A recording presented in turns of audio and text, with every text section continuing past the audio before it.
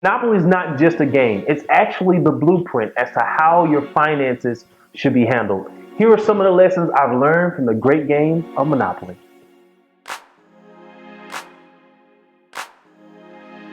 As a child, you knew the secrets to managing money. And the question I have for you is, why did you grow up and just forget all about the secrets? Why didn't you apply them to real life? Well, just in case you forgot, here's a refresher as far as what the game of Monopoly taught all of us about managing money the right way. The first lesson is that your salary should be your initial source of income from pass and go, but certainly not your permanent source of income. When you began playing Monopoly, you understood that initially all of your money came from your salary or pass and go, right?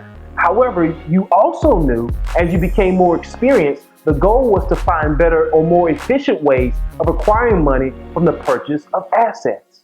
Speaking of assets, another cool thing that we learned from the game of Monopoly as it relates to managing money is that we knew that our salary was meant to purchase assets, and our assets then paid for our bills or our liabilities. As in life, Monopoly required us to pay necessary living expenses. Think about it, we had to pay rent, we had to pay mortgages, we even had to pay income taxes. Yet, your primary purpose for collecting your salary was to purchase assets because you always knew the assets would pay you more than your salary. Again, why do we grow up and forget all of these wonderful lessons the game of Monopoly taught us? Here's another cool one. You were required in the game of Monopoly to manage your assets so that you can respond to emergencies as well as take advantage of opportunities. Think about it. As you played Monopoly, you knew there were going to be times where other players would get themselves into financial trouble, requiring the liquidation of their assets at great prices. You also knew there would be times unexpected expenses will require you to pay substantial amounts of money. This is the key. Regardless of the circumstances, you knew or needed to have a surplus of money or a strong stream of cash flow to avoid the potential of bankruptcy or to seize opportunities created by others because of their mismanagement of their salary as well as assets. Here's one of my favorites, and that is to plan for the unexpected. Remember, you knew in the game of Monopoly, eventually you were going to land on someone else's property, or you were going to pull a chance or community chest card that would say something like this. You have to pay some type of tax, or not that the Christmas formula tool is actually the opposite. You should pay each player 50 or $100. Either way, you plan for that based upon your assets and not your salary. Okay? Now, the cool thing about planning for the unexpected, when you make that plan, nothing now is ever unexpected. Here's something that you have to remember or keep in mind about your salary that would, I believe, push you to want to do better with your salary, regardless of the amount of money you're making right now. And that is, salaries are limited. Therefore, they limit what it is that you can personally do in life. So here's a lesson from Monopoly as it relates to your salary.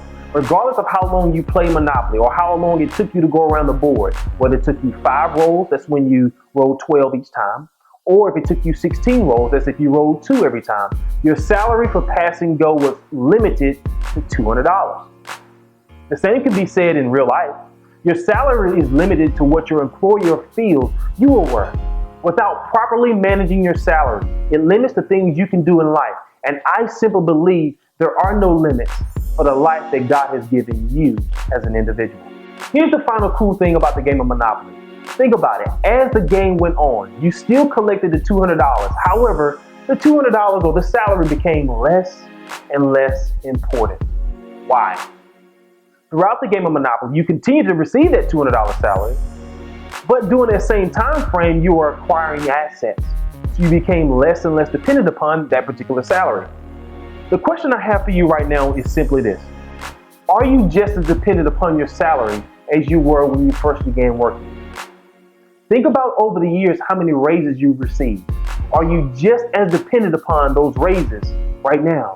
Many times here in America, we don't have a money problem where, hey, you know what? If I only made more money, I could do X, Y, and Z.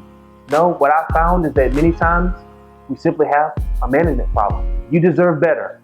And I believe if you properly manage your financial or your personal finances, just as a highly successful business does, you can turn everything around for the better.